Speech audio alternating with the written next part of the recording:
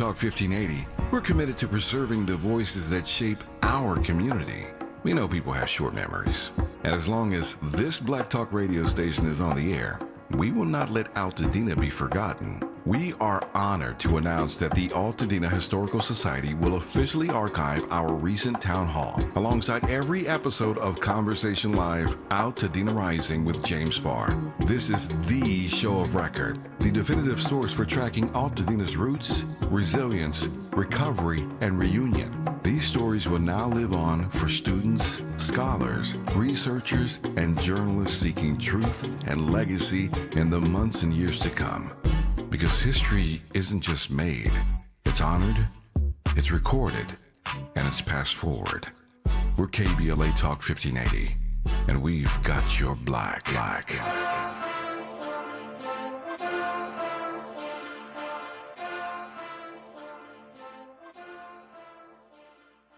You are listening to and streaming A More Perfect Union on KBLA Talk 1580. I'm Dr. Nii-Quartelai Quartey, your host and White House correspondent. I'm in touch, and so you be in touch. Are you following me on all the social media platforms at Dr. Nii-Quartelai? It is so simple. Just type in Dr. Nii-Q, and there I am, fresh for you to follow. Just DRNIIQ. Also, be sure to download the KBLA app to listen to us live or on demand, or simply tell Alexa to be connected to KBLA Talk 1580 in progress. And there we are. Also, subscribe to A More Perfect Union podcast. That way you'll never miss an episode. Now, if I'm sounding a little nasally, shall we say, it's only because the allergies are whipping up here in Washington, D.C. And I did not grow up experiencing any allergies related to pollen in the air. But a wise man told me many years ago, they said it happens here in the nation's capital. And so I feel fine, but I sound a little congested. And so bear with me. Listen, it is your opportunity to decide the good, bad, and ugly headlines of the day, particularly on this Cinco de Mayo. Kicking us off, do you have any student loans? I have student loans. How do you think I got all these degrees?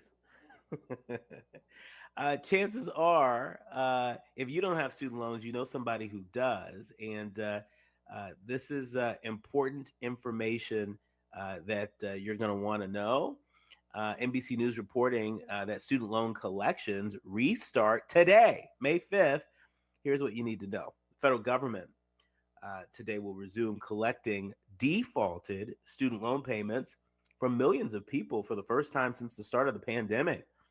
The Trump administration said that it would collect the debt through a Treasury Department program that withholds payments from tax refunds, wages, and government benefits. The U.S. Education Department has not collected on defaulted loans since March 2020. Of the nearly 43 million people who owe money, only a little more than a third have made regular payments. That's what the agency is reporting. In the last 5 years, student debt has grown to, get this, $1.6 trillion. Trillion with a T. My. Education Secretary Linda McMahon said that taxpayers would now be saved from shouldering the cost. I wonder if she feels the same way about those PPP loans. Anyway, I digress. The move comes after years of legal back and forth about student loan forgiveness, and at a time when advocates say that student borrowers are stretched thin from inflation and growing concerns over cost of living. And so if you, like me, are wondering, okay, what happens now? All borrowers in default should have received an email from the Office of Federal Student Aid alerting them to the changes. Officials said that the email urges borrowers to contact the default resolution group to either make a monthly payment, enroll in an income-based repayment plan, or sign up for loan rehabilitation, a process that can erase a default status if the borrower makes a set of payments during a specific time frame, depending on the type of loan. Now, to schedule monthly payments, borrowers who have not changed their marital status or income would have needed to send their most recent federal 1040 tax return to the education department, according to instructions outlined. And so, if you're unsure, uh, you know, go to wherever you manage your student loan. Uh, your student loans, go to that. It used to be on the Department of Education website. Go there, look there, but don't ignore this. Don't ignore this, because we don't want no problems. Moving along, but sticking with the Trump White House for a moment, President Trump announces 100% tariffs on movies produced overseas to save Hollywood. This is a headline that folks in LA are paying extra close attention to. I should say LA and so many of the creative cities across the country and around the world. The White House appeared to walk back an announcement by President Trump that they would slap a 100% tariff on foreign produced films to boost Hollywood. A White House statement today said that, quotes, no final decision on foreign film tariffs have been made after Trump's declaration made waves in the entertainment industry. You might remember Trump posted on social media just yesterday that he was, quote, authorizing the Department of Commerce and the United States Trade Representative to immediately begin the process of instituting a 100% tariff on any and all movies coming into our country that are produced in foreign lands. The president said that he was concerned that incentives luring filmmakers overseas are sending American movie industry to a very fast death. Although Trump said that his team was moving forward on the tariffs, White House spokesman Kush Desi seemed to temper that in a statement today that no final decisions are being made. The statement added more confusion to an announcement that already was drawing questions about how the tariffs would be implemented and what exactly they would apply to. And so we know that so many of our folks in Hollywood and folks in the entertainment industry more broadly are still trying to recover from the pandemic, are still trying to recover from the strikes. And so, even just the threat of these tariffs add yet another wild card to an industry that is really struggling to find its footing. Finally, Catholic leaders are criticizing Trump for posting an apparent AI photo of himself as the Pope. Some Catholic leaders, as reported by NPR, and at least one U.S. Catholic group, are criticizing President Trump after he posted on social media what appears to be an AI-generated image of himself dressed as the Pope. Now, Trump posted the image on Truth Social Friday night, and shortly after it was reposted by the White House on its official Twitter account. We just buried the Pope, as if that makes us right in any sort of way. Trump traveled to the Vatican just last month to attend the funeral of Pope Francis, who died several days earlier at the age of 88. The papal conclave to elect the next pope is set to begin on Wednesday. You think this is appropriate? Y'all think this is funny? I don't think it's funny. And a lot of leadership in the Catholic Church, they don't think it's funny. It's actually quite strange. The New York State Catholic Conference said in a post on X, quotes, "There is nothing clever or funny about this image, Mr. President. We just buried our beloved Pope Francis, and the cardinals are about to enter a solemn conclave to elect a new successor of St. Peter. Do not mock us."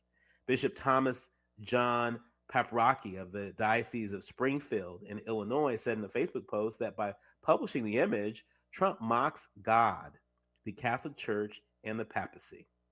The White House did not immediately respond to request on this as of Sunday morning. When we come forward, we're switching gears, and we are delighted to welcome Simone Sanders Townsend, co-host of The Weeknight on MSNBC, which premieres tonight. Don't go anywhere. When we come forward, lovely conversation with Simone Sanders Townsend. You are listening to A More Perfect Union on KBLA Talk 1580. You're listening to A More Perfect Union on KBLA Talk 1580. We've got a lot to talk about. missed our KBLA Talk 1580 Town Hall, the Altadena Eden Fire, 100 Days and Counting, you missed an evening of reverence, reflection, and reality. You gotta live in the reality because this is it. Every day, you wake up, is this my life? Don't stay in denial because yes, it is. Don't stay in bargaining where you're praying for a miracle and if it wouldn't have happened, then this is what I would have done. It did. Our panel participants kept it real. Really real. I think, number one, it's amazing to me how we ignore systemic racism in our community, and as a people, we've apologized for so much, but when will we stop apologizing for what we have paid for? Because the truth of the matter is we paid for this. You can always count on KBLA Talk 1580 to give it to you straight, no chaser. When you love folk, you tell them the truth. Seeking the truth, speaking the truth. We're KBLA Talk 1580, and we don't black down. The following is not a contest and is a paid advertisement by Family Vacation Getaways. Airfare not included. See FVGradio.com for complete details. If you want a 100% complimentary stay at a luxury resort in Cancun, airfare not included, then Family Vacation Getaways is your ticket to paradise. See website for complete details. We're giving away 5 days and 4 nights to the first 50 callers who can name an animal that lays eggs and is not a bird. An animal that lays eggs and is not a bird. Do you know it? Call now, 800-868-6431, 800-868-6431. You're also eligible for an exciting bonus vacation to Orlando, Florida for just $498. And don't worry about anything ruining your plans. We can extend your travel up to 18 months. Name an animal that lays eggs and is not a bird, and get your complimentary Cancun resort stay and an optional bonus vacation to Orlando for just $498. What are you waiting for? Call 800-868-6431, 800-868-6431, and give us your answer. Proceeding is not sponsored by this station or its affiliates. We have no permanent friends or permanent enemies. Only permanent interests as we effort to build a more perfect union. You are listening to and streaming A More Perfect Union on KBLA Talk 1580. I'm Dr. Nii-Quartelai Quartey, and delighted to welcome my friend Simone Sanders Townsend, the new co-host of The Weeknight on MSNBC, premiering today, May 5th. It'll be airing from 7 to 9 p.m. Eastern. Look, we are so excited to see it. We know that seeing our folks in the anchor chair is not something that we can or should take for granted. Welcome to the show, Simone. Greetings. I'm so excited. Thank you for having me. And I'm excited about tonight. I'm excited about this week. And the weeknight's going to be amazing. On Mondays, people get us for 2 hours. And then Tuesday through Friday, we are 7 to 8. So folks got to tune in for the 2 hours tonight. Oh, that's awesome. That's awesome. And so, I mean, let's start with your origin story. I mean, for folks who are just getting to know Simone Sanders Townsend in prime time on MSNBC, talk to us a little bit about your origin story. And as you are preparing to take this anchor chair, how are you thinking about that little girl in Nebraska, Simone Sanders? Oh, yes. You know, I am from North Omaha, Nebraska.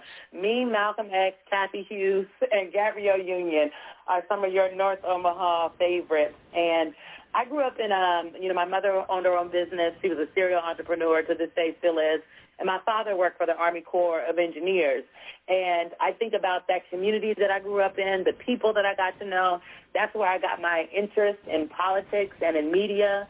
And from there, I moved to D.C. I worked a lot of campaigns when I was in college and before I moved to D.C. And it's when I moved here that I ended up working for Senator Sanders' first campaign.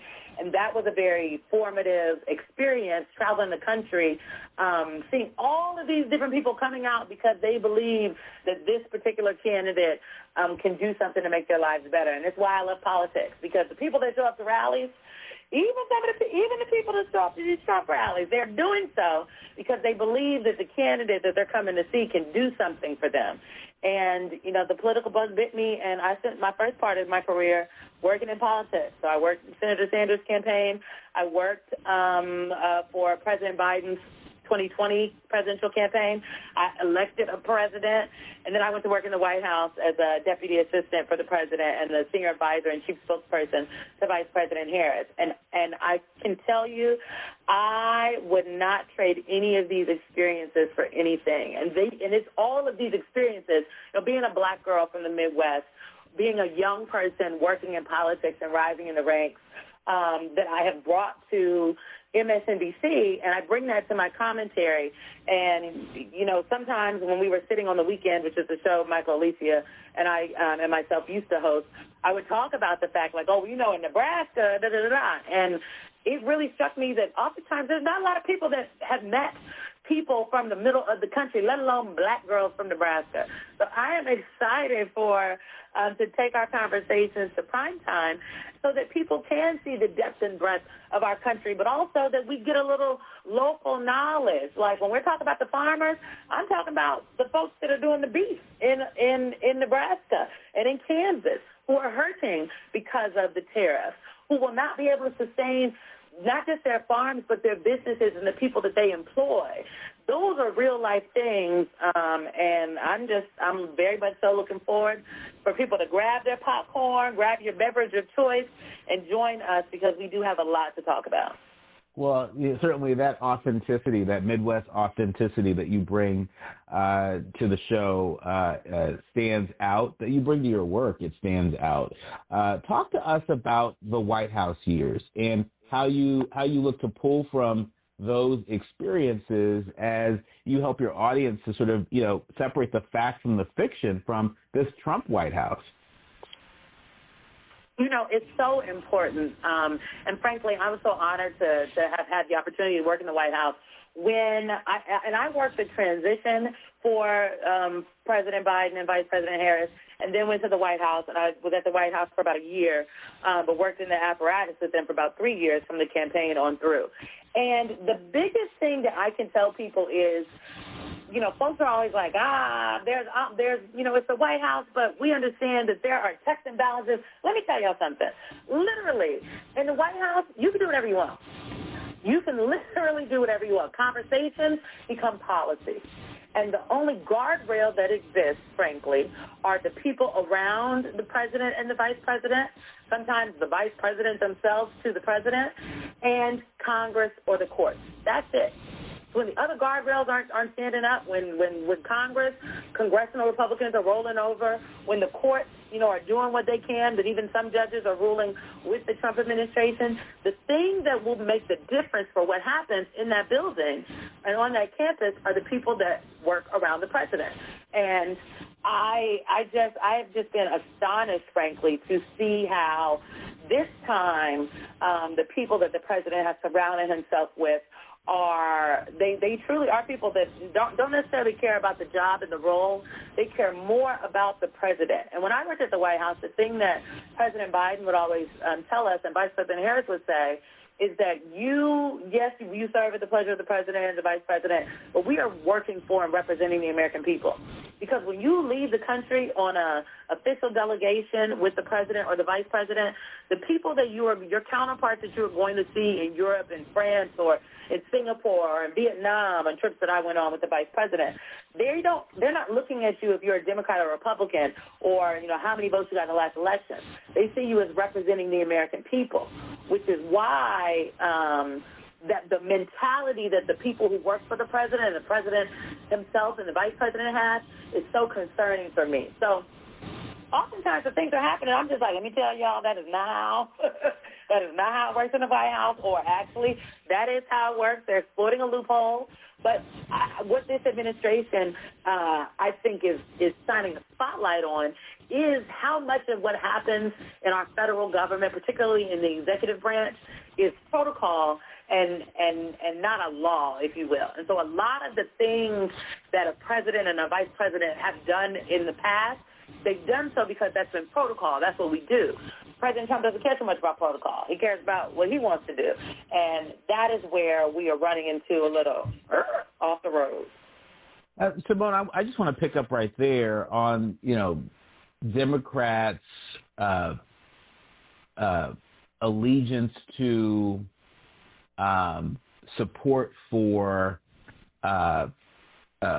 weddedness to protocol and precedent and norms. There are a number of folks, Democrats across the country, that say, look, say what you want about Trump, right? He got in there, and in the first 100 days, by hook or crook, he has advanced his agenda in ways that Democrats have been telling us we can't do that. The law says, or, precedent says, or protocol says we can't do it that way. And Trump's gone in and he's done it his way. Do you think that Democrats in the Congress would be better served if they were willing to sort of, shake loose some of the protocol, some of the precedent of the past in order to meet the moment? I think they need to, what's that song by Mary Mary, take the shackles off my feet? Taking the protocol off, okay, in order to survive in this new world order. Look, first of all, I don't think the founders and the framers of our Constitution ever anticipated the American people would elect a lawless would-be autocrat. And I also don't think that they anticipated that in the election of a lawless would-be autocrat that the Congress, again, a co-equal branch of government, would acquiesce their responsibility to the executive branch and just roll over and do whatever the executive says do. That's literally not how the country was set up. That being said, that's exactly what's going on. So for congressional Democrats, and, I'm somebody that believes that Stephen Miller and Donald Trump are not waiting until 2028 to execute their voter suppression playbook. I think it's actually happening right now. SAVE Act, cough, cough, the executive order on voting, cough, cough, what's happening in the state Supreme Court race. That Allison Riggs, the Democrat, won in November, yet Republicans are still challenging it, and they have thrown out a number of ballots, and they're trying to steal that election for the Republican candidate.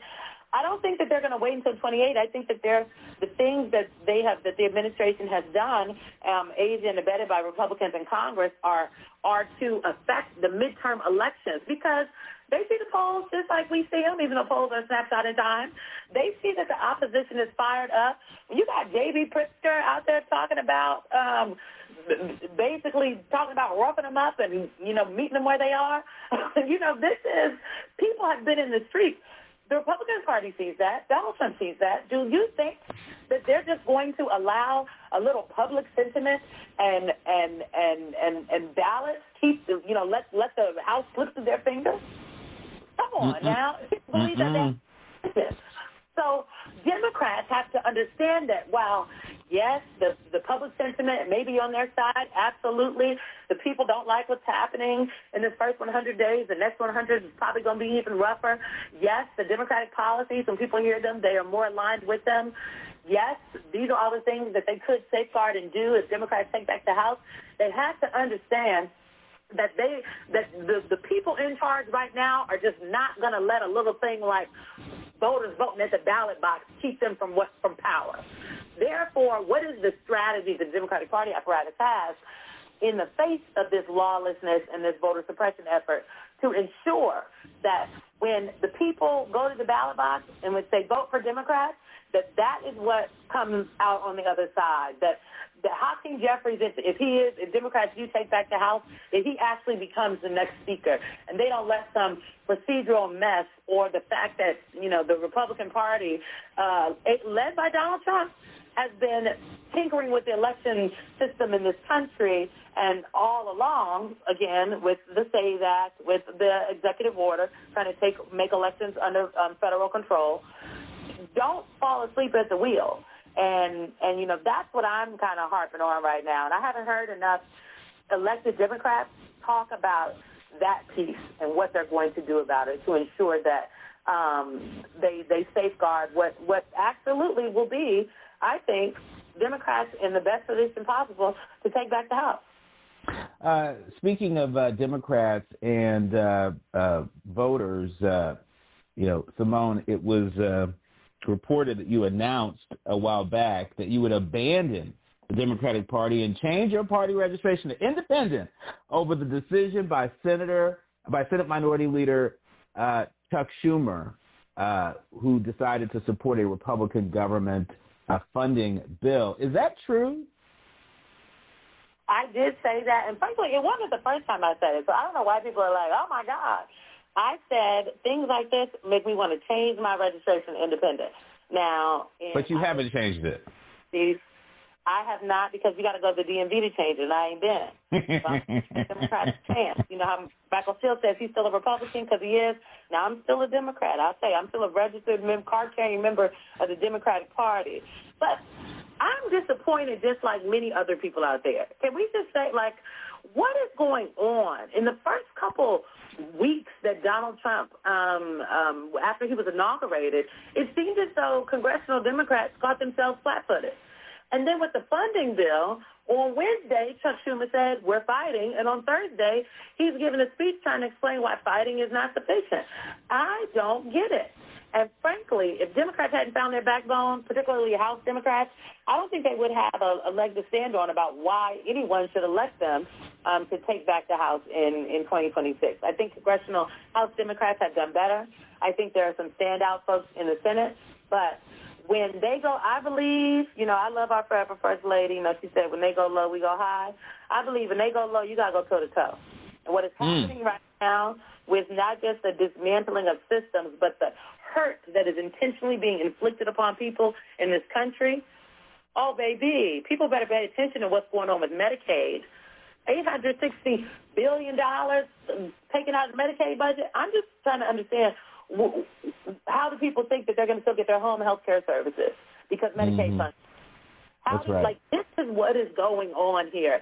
So folks have to be vigilant and very specific when they talk about what is happening in Washington and how they plan to combat it. So, you know, I'm holding my powder. I'm going to be honest. I haven't gone to the DMV. They got about one more time. They got one good time. When we come forward, more with Simone Sanders Townsend, the new co-host of MSNBC's The Weeknight, which premieres tonight at 7 p.m. Eastern on MSNBC. When we come forward, we want to talk to Simone about how some Dems and Harris Biden insiders, what they may have to answer for when it comes to campaign failures. Plus, we'll hear from her about what we can expect from The Weeknight, very different from The Weekend on MSNBC. You are listening to A More Perfect Union on KBLA Talk 1580. The audience is listening, thought-provoking, eye-opening, heart-rendering. This is where authentic voices meet powerful discussions on culture, community, and change. This is where Black voices matter. He's breaking boundaries, amplifying diverse perspectives, and tackling the issues that matter most to you. You're inside A More Perfect Union with Dr. Nii-Quartelai Quartey on KBLA Talk 1580. I'm Amber Payton with BIN News Now. Beyonce updated her Cowboy Carter tour visuals after receiving a cease and desist from Las Vegas Sphere's owner over unauthorized footage. The new image now features Allegiant Stadium. She has no plans to perform at the Sphere. A Sacramento white supremacist got life without parole for the drive-by murder of James Roseman, a black man, last June. Prosecutors say Joseph DeMarco acted out of racial hate. He showed no remorse as Roseman's family addressed the court. And 500 New York City bodegas will get Silent Shield emergency buttons to alert police during threats or violence. Black Mayor Eric Adams announced a $1.6 million grant to fund the effort, which connects the buttons to live cameras in high-crime stores. The United Bodega Association has pushed for this for years, citing growing safety concerns. Get BIN News Now on demand 24/7 on the iHeartRadio app. Are you sick of drying chlorinated water in your home? At LifeSource, they believe your health, your skin, and your hair deserve better. Enjoy delicious, clean water from every tap with a LifeSource water system. Call 1-800-WATER-99 or visit LifeSourceWater.com. This is the KBLA Sports Minute with Ray Richardson. Like LeBron, Clippers guard James Harden is facing a June 29 deadline to accept a player option for next season. Harden, who turns 36 in August, is scheduled to make $36 million next season with the Clippers. If Harden declines his player option, he can become a free agent. It will be interesting to see what kind of market will be out there for Harden after his disappointing performance Saturday in Game 7 at Denver. 7 points on 2 for 8 shooting. Harden still had a decent season with 22.8 points per game and 8.7 assists, which ranked 5th in the NBA. Less than 2 weeks after the NFL draft, Travis Hunter, Cam Ward, and Shedeur Sanders ranked 1, 2, and 3 in jersey sales among NFL draft picks. Ward was the number 1 overall pick by the Tennessee Titans. Hunter was taken at number 2 by the Jacksonville Jaguars. Sanders was not selected until the 5th round by Cleveland. No debates, no speculation, just the info you need. That's your KBLA Sports Minute. I'm Ray Richardson. More news, opinions, and conversation when we come forward on KBLA Talk 1580. When the flames subside, who ensures that the stories endure?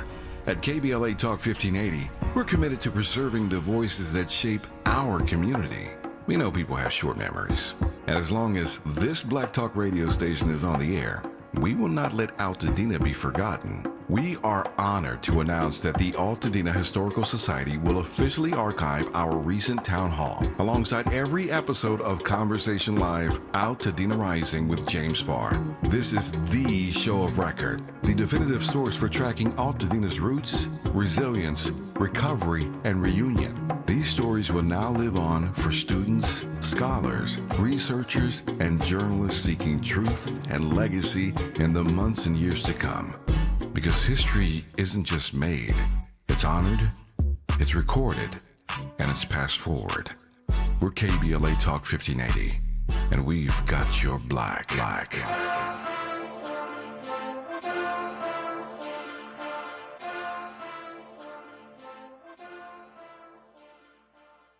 My mom has decided to learn to paint, and she's good. My dad's now into creative cuisine, and I've already put on 6 pounds. Learning new things comes with age. My mom, she started forgetting my name and what we're talking about. Forgetting well-known things doesn't. Memory loss may be a sign of Alzheimer's disease. Early detection gives you and your loved one time to plan for the future. Learn the warning signs of Alzheimer's at 10signs.org. Brought to you by the Alzheimer's Association and the Ad Council. During this time, it's important for everyone to know your rights. The 4th, 5th, and 6th Amendments in the U.S. Constitution protects every one of us, regardless of immigration status. The 4th Amendment requires a judicial warrant to search your home. The 5th protects your right to remain silent. And the 6th gives you the right to an attorney. Just remember. No warrant, no key. 556. You don't have to speak. No 556. No lawyer inside. Don't say a thing. Yeah, we all got rights. Hey, we all got rights. I feel so alone. I'm embarrassed to talk about it. How can I help my kid if I can't help myself? I can't remember when I wasn't stressed. I don't like it inside. When you feel overwhelmed by your thoughts and emotions, it's okay to get help. You are not alone. CalHope is here for you with free, safe, and confidential mental health resources for youth, young adults, families, and you. Find support now at calhope.org. KBLA Talk 1580. We've got a lot to talk about. KBLA Talk 1580, connecting you with services and solutions. The Los Angeles Regional Food Bank is on a mission to fight hunger and provide nutritious food to those in need across our community. They partner with federal, state, and local programs advocating for better policies and funding for critical hunger relief programs like Cal Fresh, the Emergency Food Assistance Program, and the Child and Adult Care Food Program. The food bank works with coalitions and local representatives to make sure hunger is addressed in every district of LA County. They also run nutrition education campaigns, raise hunger awareness, and source nutritious food for distribution, all while supporting regulations that allow food pantries to operate safely. Want to help? Visit lafoodbank.org or call 323-234-3030 to volunteer or find a food bank near you. Together, we can ensure that no one goes hungry in Los Angeles County. This is a community call to action from KBLA Talk 1580.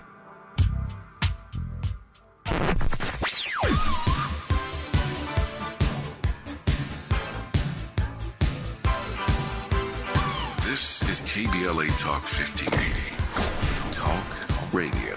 That's music to your ears. We're unapologetically progressive. KBLA Talk 1580. Hit me! National news of consequence, informed opinion, and analysis beyond the headlines. You're listening to A More Perfect Union on KBLA Talk 1580. You're listening to and streaming A More Perfect Union on KBLA Talk 1580. I'm Dr. Nii-Quartelai, and she is Simone Sanders Townsend, co-host of MSNBC's The Weeknight, which premieres tonight. Simone, never one to hold her tongue. I knew that I could ask you this question and get a real authentic answer. Some Dems and some Harris-Biden insiders have been very quiet related to some of the campaign failures. I think you got to do a look back before you can look forward. No matter how bleak it might look and how challenging it might feel. Talk to us about your take on some of these takedown books that are coming out. Original Sin by Alex Thompson and Jake Tapper. Jonathan Allen has a takedown book that's very well sourced. Is this the time to be bludgeoning the former president when the current president is remaking this country in his own image? Well, that's a question. Look, so I think about these books, and to be clear, the books happen after every campaign, every administration. They did the books after Secretary Clinton's race in 2016, and Jonathan Allen and Amy Parms, they co-authored Shattered, and so now Jonathan Allen and Amy have done, their new book about Biden. There are other books that you noted coming out. I think two things. First of all, I think that the only way things get in the book is because people decide to talk for them. And I made a very conscious decision not to talk for anybody's books this time around. Everybody was like, oh, okay, I'm unavailable, honey. I'm hosting the show. But what has made it into some of these books, and I think it's a real difference of when people are on the record and then when they're anonymous, or when people are talking about things just tangentially and very highbrow with no specifics. Because the latter, the highbrow with no specifics, says we don't really know if it's true. Lots of people have said it, but people don't have any evidence. The thing that I think is very important are two things. First, that the Harris campaign raised a lot of money. And when it was all said and done, the campaign was in the red. There were real qualms that people did have on the ground about how the money was being spent. How you advertising on the sphere, but the folks doing voter outreach in Nevada and Arizona can't get cash. That's crazy, right? That's insane. So we have to unpack why that happened. And I do know for a fact that there were some of the people at the highest levels of the campaign, not the vice president. I don't think she even knew that they were saying this to people, but they were saying to people very quietly and off the record, oh, well, we don't, these black and brown groups, they don't need money. Why are they begging for money? They don't need it. We need the money elsewhere, because they thought that black and brown people were just going to come out and vote for Kamala Harris, which is a fundamental misunderstanding of how electoral politics actually works in this country and the voting habits, if you will, of African-American and Latino communities. That's the first thing. So I do think that more introspection needs to be done.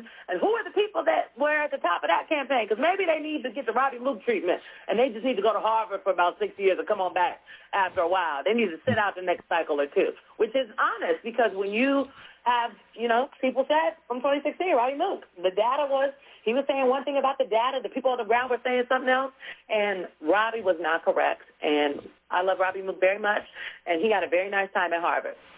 This is thing I think that is important when it comes to Joe Biden, come on now, is this. I frankly believe that the cognitive decline stuff is a bunch of BS. I really do.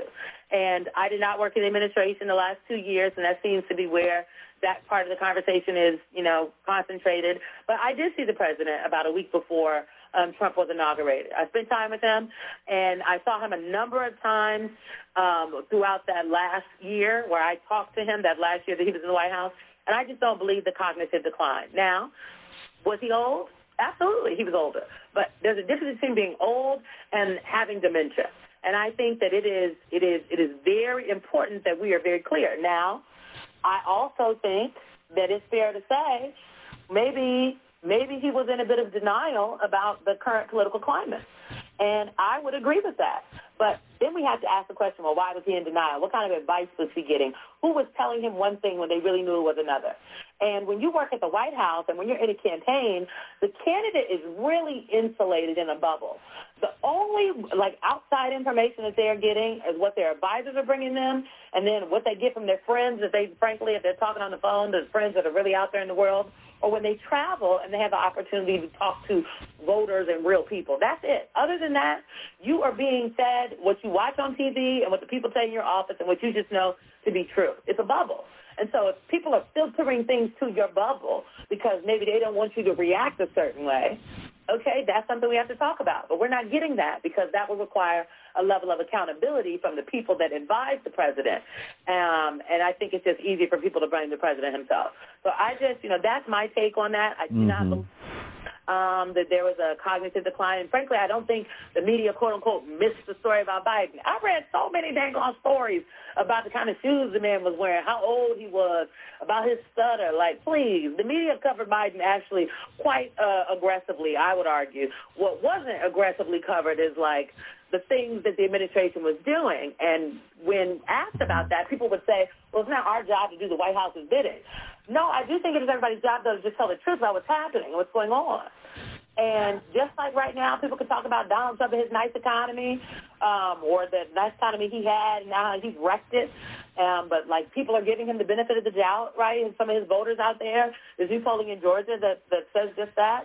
I think that the same level of nuance that has been afforded to a president that, in my opinion, struggles to string a sentence together that makes sense. Okay, have you listened to President Trump? I was just at the White House. Last week for the prayer breakfast. Right? It's like, well, why are we not asking how Donald Trump is doing? Okay, so the same nuance that is being afforded to President Trump, I think it should have been afforded to President Biden. But you know what? He's not the president anymore. The people voted. Trump won by 1.46%. The books are going to come out. I just hope that I think it would behoove Joe Biden to come out and speak for himself. Nothing beats the cognitive decline allegations like you doing an interview. Yeah. Which I hope he will do. Yeah, well, we know that the former president and former first lady, the Bidens, will be on The View later this week doing exactly that, I would imagine. Simone, in our remaining minutes with you, there's a recent scoop that Axios has reported that President Trump's top policy advisor, Stephen Miller, is garnering buzz inside the White House as a top candidate to be the next national security advisor. There are 5 sources familiar with the situation that are saying this. Talk to us about your immediate reaction to this and how the weeknight on MSNBC may intend to cover this story and stories like this a little bit differently than how you covered these stories on the weekend. Well, first of all, I just took my glasses off and I'm rubbing my eyes because that's news for you. So one, I think if we were on, again, tune in tonight, we are on air. And when things break like this, our first job is to ensure that we put the facts out there. So, how we would cover a story like this is we would adequately note, what the reporting says. If NBC News had some independent reporting that was different, or if we have not been able to verify it yet, we would also note that because that matters. And then we give context. And I think important context here is that Stephen Miller has no national security experience. And that's important context. And then we talk about what the national security advisor does and, how, and just to be clear, the national security advisor is the president's, top international affairs, security person. This is the person that when something is happening, even domestically, when something is happening domestically or internationally that has anything to do with security information, this is the person that is advising the president. When it's do we compete with China or do we get tough on China? The national security advisor weighs in, and every president treats their national security advisor a little differently, but they are always a high-level person with experience across Democrat and Republican administrations. And then, we would just pull up some clips of the things Stephen Miller has said in the past that really align with a white supremacist ideology, and how he does not think brown people should, he does not think people have due process. He thinks that Donald Trump is the law. He said all of these things. And so, he thinks if you're undocumented, you are a criminal, right? And so if you're an undocumented criminal, you are a criminal, therefore you do not get due process. These are things that he has said recently. So we just pull up all the things and then discuss and talk about it. And then would endeavor to find some Republicans to respond to it, or a former national security advisor like John Bolton. You can expect to see somebody like John Bolton on our show sometimes, but also folks like Leader Hakeem Jeffries and some folks from across the country, people who are in the communities doing the work, elected officials, governors, to get them to weigh in. But I will just tell you, that is a very disturbing development. And I hope it is just people whispering. But it could be true, because as I told you at the beginning, at the White House, you can literally do what you want to do. Donald Trump actually can make whoever he wants his national security advisor. You don't have to be. You can pick. You can pick whoever you want to be your national security advisor. It's his discretion. And I know people are wondering, well, why is something so important as this some random person can just say, this is what I want? Because the framers and no one ever thought that someone would be elected president that would not try to put the best person in the job for that role to advise them so that they could do the best for the American people. And maybe we need to revisit. The framers didn't account for any of this. And so now, do we need to account for some of this so that it can never happen again? Questions that probably should be answered.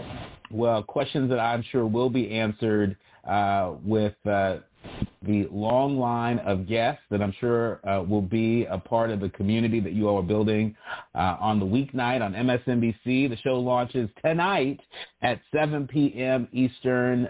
Make sure that you tune in to watch Simone Sanders Townsend along with Michael Steele and Alicia Menendez in action. Thank you, my friend, and congratulations. Onward and upward. Thank you. It's always so good to talk to you. See you soon. You've been listening to and streaming A More Perfect Union on KBLA Talk 1580. Striving to make America a nation as good as its promise. This is A More Perfect Union on KBLA Talk 1580. We've got a lot to talk about. This is Joe Cordell of Cordell & Cordell. Cordell & Cordell is the largest family law firm in the country, with over 35 years of helping clients navigate divorce. That does give us certain advantages, for example, in focus and resources. But being big doesn't mean less personal or less local. Our attorneys live and work in your community, and as neighbors, they understand the challenges your families face. If you're a guy facing divorce, remember, Cordell & Cordell, a partner you can count on. 1455 Frazee, San Diego. CordellCordell.com. The doctor's office that accidentally mixed up your files has your social security number. The power company that mistakenly cut your service has your payment info. And the hotel that lost your reservation has your passport number. You need LifeLock because your personal info is in endless places that can expose you to identity thieves. LifeLock monitors hundreds of millions of data points every second. If your identity is stolen, we'll fix it, guaranteed or your money back. Save up to 40% with promo code NEWS at LifeLock.com. Terms apply. Attorney advertising. Prior results do not guarantee future outcomes. Founded in Los Angeles in 1986, litigation powerhouse Quinn Emanuel has deep roots in the Los Angeles community. Since 2007, we have litigated some of the largest fires on the West Coast. We are proud to be the only AmLaw 100 firm in the country to represent wildfire victims, giving affected individuals, families, and businesses the same focus and individualized attention we devote to our Fortune 500 clients. BTI Consulting has repeatedly recognized Quinn Emanuel as among the 4 law firms in-house counsel least liked to oppose in any litigation, and we are often deemed the most feared. And after securing over $80 billion for our clients in various matters firm-wide, we understand why. If you have been affected by the recent wildfires in Altadena and the Palisades and would like to discuss your situation further, please contact wildfiresupport@QuinnEmanuel.com or call us at 213-443-3050. Quinn Emanuel is proud to sponsor Conversation Live Altadena Rising with James Farr on KBLA Talk 1580. Attorney advertising. Prior results do not guarantee future outcomes. KBLA Talk 1580. We've got a lot to talk about. KBLA Talk 1580, connecting you with services and solutions. Worried about eviction? You have rights, and Stay Housed LA can help. Stay Housed LA is a partnership between LA County, the City of Los Angeles, and local service providers. From Lancaster to Long Beach, we're here to help you with tenant education workshops, legal clinics, free legal services for eligible tenants, and online resources about tenant protection laws. Don't face eviction alone. Call our hotline at 1-888-694-0040. That's 1-888-694-0040. Or visit stayhousedla.org. Stay Housed LA, keeping Los Angeles residents in their homes. Stay Housed LA, your rights, your home, our community. This is a community call to action from KBLA Talk 1580. Notable journalists, industry leaders, lawmakers, change makers, tastemakers, and you, working to build a more perfect union on KBLA Talk 1580.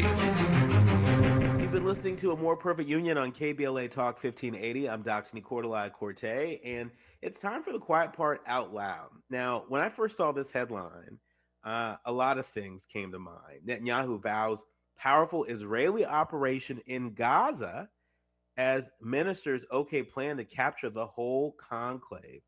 NBC News is reporting that Israeli security cabinet has unanimously approved a plan to seize all of the Gaza Strip, and what Prime Minister Benjamin Netanyahu said would be an intensive military operation aimed at defeating Hamas.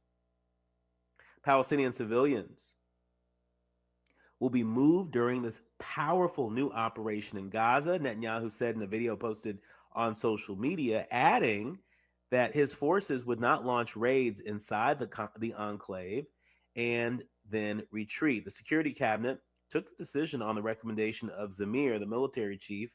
That's according to Netanyahu. Israel, before the last ceasefire went into effect, had already taken full control of a third of Gaza.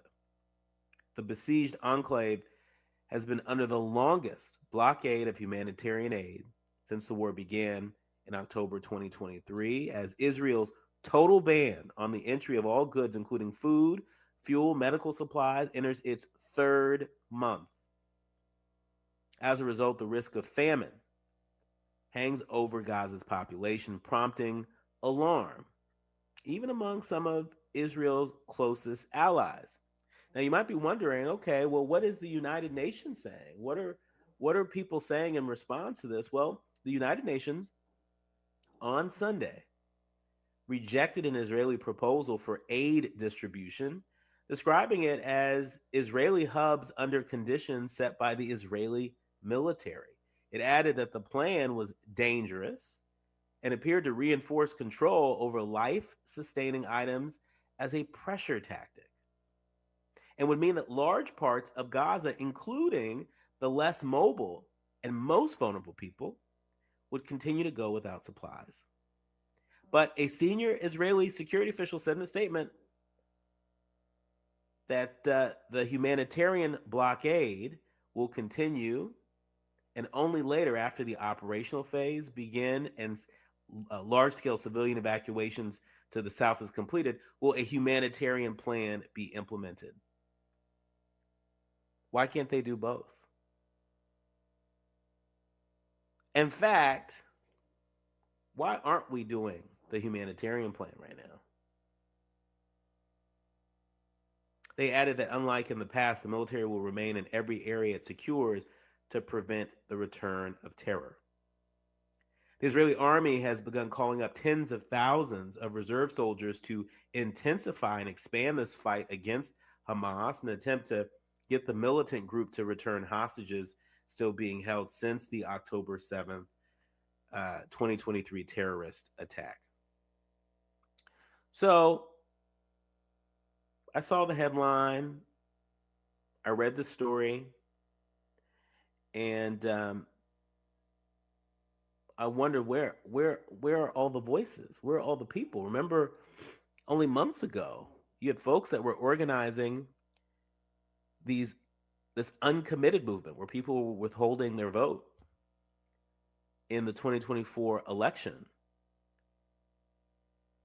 not just to draw attention to the humanitarian crisis in Gaza, the political crisis in Gaza, the moral crisis in Gaza. But I'm looking around like, well, where is everybody? Mehdi Hassan put out a social media post where he said, quotes, while Biden could hardly step outside the White House during the last year in office without being confronted by pro-Palestine activists, and Harris was frequently interrupted by protesters on the campaign trail, it has not gone unnoticed that Trump rarely, if ever, faces a heckle. No demands are being made for him to call for a ceasefire. No threats are being made to ensure that the Arab and Muslim voters who supported his campaign stay home or switch back in 2028. Where y'all at? The Bulwark published an article just yesterday. The headline reads, pro-Palestinian activists gave Trump a boost. They have no regrets. The article says since returning to office, Donald Trump has said he wants to clean out the Gaza Strip, send Palestinians to Egypt or Jordan, and construct a Mara Gaza, not Mar-a-Lago, Mara Gaza on the Mediterranean. He lifted Biden-era restraints on Israel, including a hold on the supply of 2,000-pound bombs. And while he has secured the release of hostages, he has not brought an end to the war despite promising to do so. So again, I ask, where y'all at? You know, this is a part of where the critique around selective outrage comes from. It's worth noting. And if, in fact, there's some organizing work that's happening right now that maybe we just don't know about, we would be delighted to have a conversation with you right here on A More Perfect Union. We don't build a more perfect union by giving up on what is just, what is fair, what is right, what is human. We'll have to leave it there. My thanks to the entire village helps us produce A More Perfect Union each and every day. My executive producer, Tavis Smiley. My show producers, Kim, Art, and Faraji. By the way, happy birthday, Faraji. Yay. And of course, our sound engineer, Andy, and each and every one of you. Remember, don't panic, organize. Do what you can from where you are with what you have. I'm Dr. Nii-Quartelai Quartey, and you've been listening to and streaming A More Perfect Union on KBLA Talk 1580. KBLA 1580 Santa Monica. I'm Amber Payton with BIN News Now. The East African country of Rwanda is in early talks with the U.S. to accept migrants from nations that won't take them back. It's unknown if Rwanda will request compensation. Trump's border chief confirmed discussions but did not name specific countries. The Department of Education is resuming collecting defaulted student loans, including wage garnishment and debt recovery. Payments were paused in 2020. The Biden-Harris relief plan was struck down, and Trump's team says no new forgiveness is coming. Black Maryland Governor Wes Moore is slamming President Trump's 2026 budget, saying the $163 billion in cuts would hurt jobs, healthcare, and schools. He calls it fiscal sabotage and vows to fight the plan with Congress. Moore